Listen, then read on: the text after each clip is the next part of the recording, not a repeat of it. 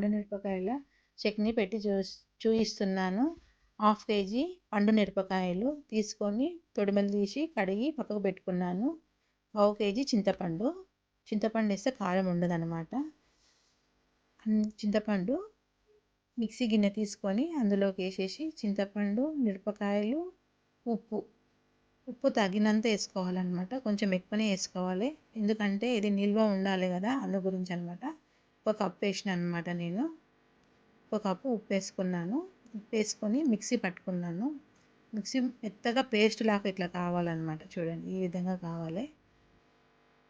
అంతా పేస్ట్ అయిన తర్వాత మనం ఒక బాటిల్ తీసుకొని ఒక బాటిల్లోనికి తీసి పెట్టుకోవాలన్నమాట. అందులోకి ఇది ఒక 5 days అయిన తర్వాత తీసి చూడాలన్నమాట. మనం చూడండి, 5 days అయిన తర్వాత ఈ విధంగా అవుతుంది అనమాట. తీసి అప్పుడు మనము పోపు వేసుకోవాలన్నమాట. ఆవాలు, జీలకర్ర, మెంతులు, ఎల్లిపాయలు, ఉట్టమిరపకాయలు అనమాట. ఇప్పుడు మనం పోపు వేసేసుకుందాం. ఫస్ట్ మనం ఫ్రై చేసుకుందాం. ఒక పాత్ర పెట్టుకొని కొన్ని మెంతులు వేసుకోవాలి. మెంతులు వేసుకుంటే టేస్ట్ ఉంటుంది అనమాట. ఎక్కువ వేసుకోవద్దు, కొన్ని వేసుకోవాలి.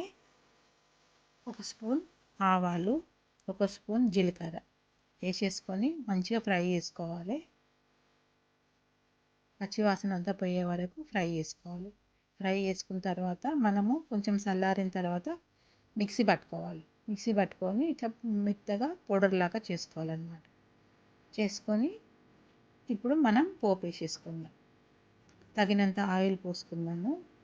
పోసుకొని ఆయిల్ కొంచెం ఎక్కువనే పడుతుంది, ఎక్కువనే వేసుకోవాలి. ఎందుకంటే పచ్చళ్ళకు కొంచెం నూనె ఉంటేనే బాగుంటుంది. ఆవాలు, జీలకర్ర, ఎల్లిపాయలు, ఒట్టిమిరపకాయలు. ఇప్పుడు ఆయిల్ వేడైపోయింది, వేసేసినాం అనమాట.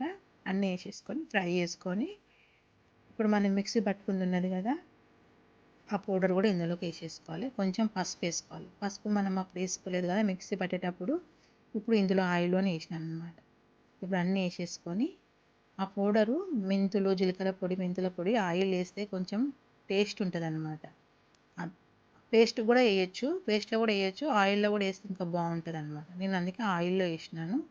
ఇప్పుడు అంతా వేసేసి మొత్తం కలిపేసేసుకున్నాను. చూడండి, పోపు వేసుకున్న తర్వాత ఈ విధంగా రెడీ అయిందనమాట.